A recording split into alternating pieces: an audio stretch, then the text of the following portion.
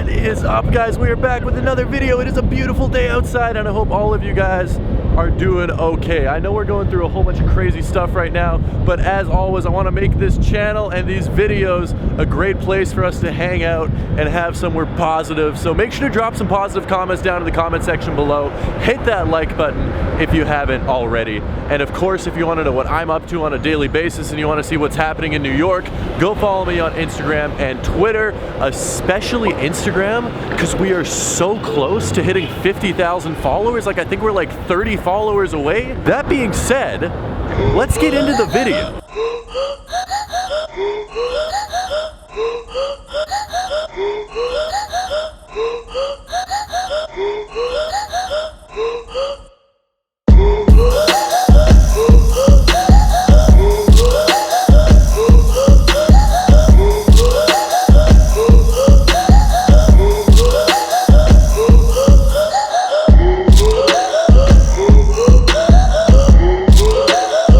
This is Fifth Avenue on a Saturday morning. It is absolutely empty. There are no cars. There's a couple people. There's a guy riding his bike and there's a lady walking here and there's a few taxi cabs.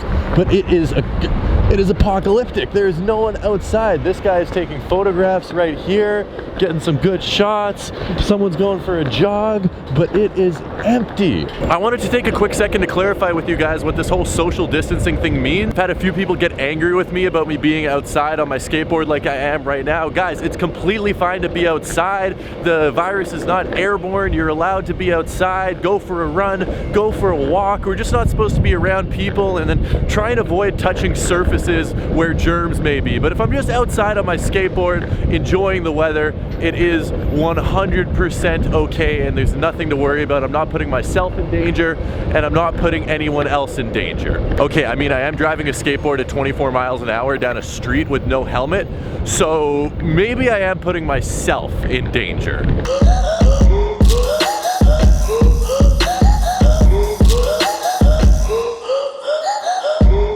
Hold up, look at this. I don't know what is happening or what the deal is, except there's a whole bunch of ridiculously expensive cars parked down here.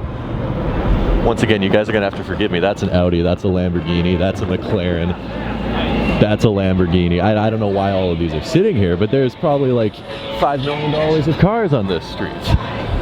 Nice. Since there's, whoa, that was close. Since there's nothing else better to do today, I figured I would answer some of your questions that you have asked me on various social media platforms. What is the quarantine like in NYC? Okay, it's not technically a quarantine. You're allowed to go outside. There are people outside. It's not a quarantine. Just every business is closed. That being said, it sucks. It sucks. There's nothing to do. No one wants to do anything. Like, that's the biggest thing. Just socializing has become near impossible. All basketball leagues are canceled. No one wants to go play basketball. No one wants to go out for a walk. Basically, you can go out for a boosted board ride or read a book or watch Netflix in your apartment. That's pretty much what your activities have been limited to outside of doing work. I am very thankful that the nature of my job has allowed me to continue working, because obviously a lot of people are out of work, but yeah, the situation in New York sucks. Why didn't you go back to Canada? That's actually a good question. I didn't want to go back to Canada because, first off, there's a mandatory 14-day quarantine. If you come back from somewhere else, I'd be locked in my apartment, legally not allowed to leave for 14 days.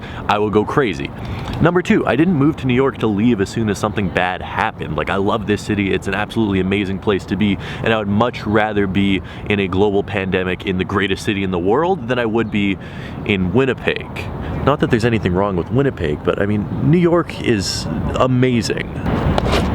What is your favorite? It sounds weird even asking. Jacob asked this. What is your favorite part of New York during the entire situation? Obviously, there's not a lot of good things. This is a very negative situation, but one thing I will have to say is just the appreciation for how empty the city is and how you will never see it like this ever again. Like, I can live to be 150 years old and I'll never see Manhattan this empty.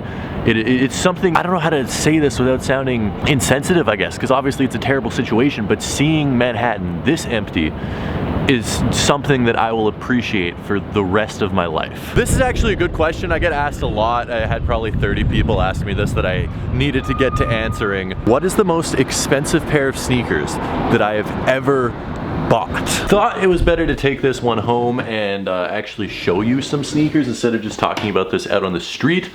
What are the most expensive sneakers that I've ever paid for in my life? Now that is an interesting question. Lots of people might think, oh, it might be the Union LA Jordan 1s, or it might be these right here. I have these in a Kevin Durant box because I traveled here without any shoe boxes and I just wanted to keep these in a box. The off-white Jordan 1 Chicago's.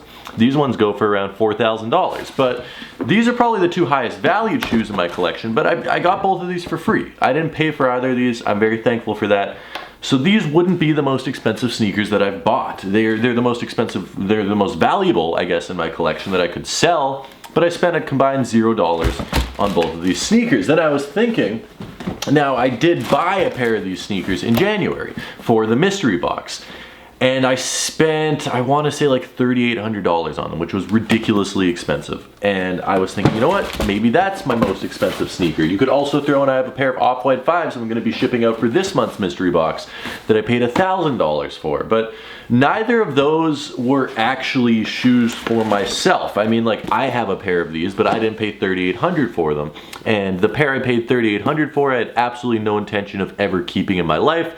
They weren't for me, they were for someone that bought a mystery box. Then I had to do some actual research. I have an entire spreadsheet of how much I paid for every single pair of shoes that I've ever purchased in my life, and it actually came down to two different pairs of shoes that I've paid the same amount for. $900 is the most I've ever paid for a pair of shoes for myself in my life, which I am sort of proud of. Now you guys might think, Tom, $900 is an absolutely stupid sum of money and you are crazy for paying that, and you know what, you are probably right. The average person is not spending $900 on a pair of sneakers. You are right, it is absurd, it is absolutely crazy, and no one in their right mind should be spending $900 on shoes. But it is my job, and obviously it's a business expense for me. It's not like I'm just throwing the money away. So I purchased a pair of Jordan 1 patent leather top 3, the NRG, what was supposed to be a Complex Con exclusive pair of shoes, and I thought they were going to go up in value. I thought I was getting a great deal for $900 because they were going for $1,100 at the time. $900 freaking, what am I doing with my life? I just spent $900 on a pair of shoes.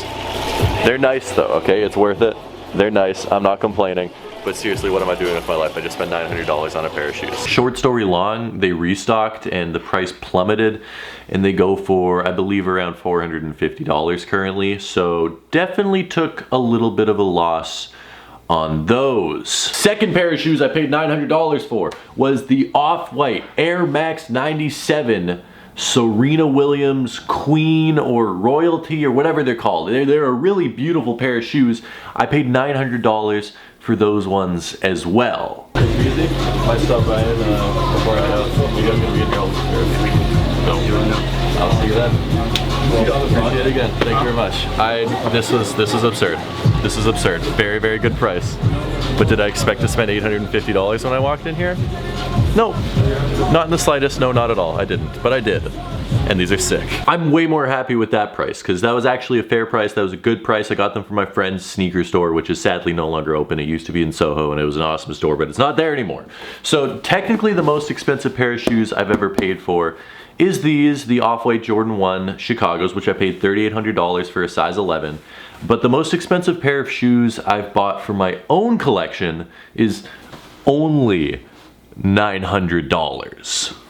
But guys, that being said, I think we are going to end it off right here. I know it's not like the craziest video, but you know, it's crazy times and things are a little bit different. I'll be coming at you with some new types of videos over the next couple of weeks just because I can't do the stuff I usually do, and I want to take this as an opportunity to try and expand the content that I make, and it would mean the world to me if you guys would support it. So if you guys are still watching at this point in the video, just comment "we're still supporting" down in the comment section below, and let's just team up and make sure that we stick together during these times and keep positive and all that good stuff. So I'm really excited to bring you guys some different types of content over the coming weeks, and who knows, month, 2 months, 3 months. I don't know how long this is going to go for, but I will be here doing what I can, having fun with you guys, having a good day with you guys. So I really appreciate you guys from the bottom of my heart. I will see you tomorrow with a brand new video. Mystery box is live in the description if you guys would like a surprise for April, and of course check me out on Twitter and Insta. I almost forgot what I was going to tell you to check me out on. Twitter and Instagram. Do it. I love you guys. Peace.